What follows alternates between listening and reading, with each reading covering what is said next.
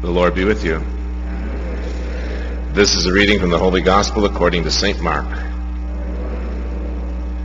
Jesus entered the synagogue, and there was a man there who had a withered hand. They watched Jesus closely to see if he would cure him on the Sabbath, so that they might accuse him. He said to the man with the withered hand, "Come up here before us." Then he said to the Pharisees, "Is it lawful to do good on the Sabbath rather than to do evil, to save life rather than to destroy it?" But they remained silent. Looking around at them with anger and grieved at their hardness of heart, Jesus said to the man, "Stretch out your hand." He stretched it out, and his hand was restored. The Pharisees went out and immediately took counsel with the Herodians against him to put him to death. The Gospel of the Lord.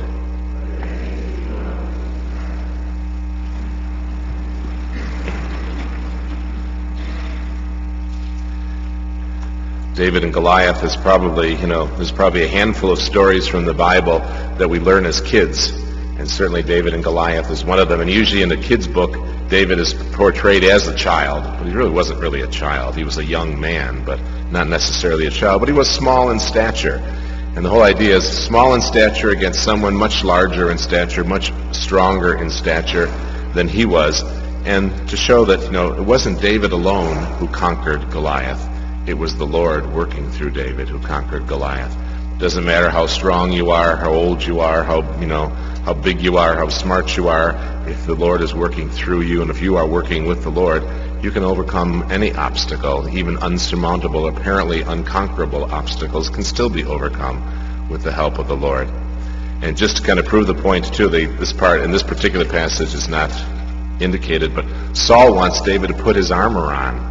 And so he said he tries, in the more complete story, it says he puts the armor on, and of course it's way too big for him. And he says, "I can't fight anybody in this stuff. I can't move my hands." So he said, I'll just do it the way I've always done it, with my slingshot and a few stones, and was able to dispatch someone much stronger than he, because he had, someone much stronger than Goliath backing him up.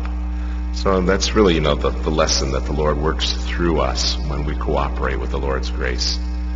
And then, of course, we've been, in the Gospel this week, we've been talking about what they usually call the opposition episodes, where anything Jesus does is opposed by the Pharisees. And no matter what it is, if it's something good, as it is today, they don't care because, he supposedly broke the law of the Sabbath. Now, it says on the Sabbath you could cure somebody, but it's supposed to be only a life and death situation. If it wasn't a life and death situation, you were supposed to wait and do it on some other day. So the poor guy with the withered hand was supposed to wait till the next day. But Jesus says, on the Sabbath it's important to do good things. And to do good things is not wrong. To do good things is not bad. So he cures him. And then now the Pharisees are going to get him because he broke the law, even though he didn't really break the law in some ways, because you can do some good things on the Sabbath. And, they're more concerned about the law than they are about helping their fellow men and women. So Jesus says, what's more important? What is it lawful to do? Good rather than evil on the Sabbath? Let's do some good on the Sabbath. Good for ourselves and good for others. So it's kind of nice lessons for the Lord to, from the Old Testament and the New Testament. God backing us up, we can overcome anything, and let's always try to do some good and to avoid evil. Let's now stand for the intercessions.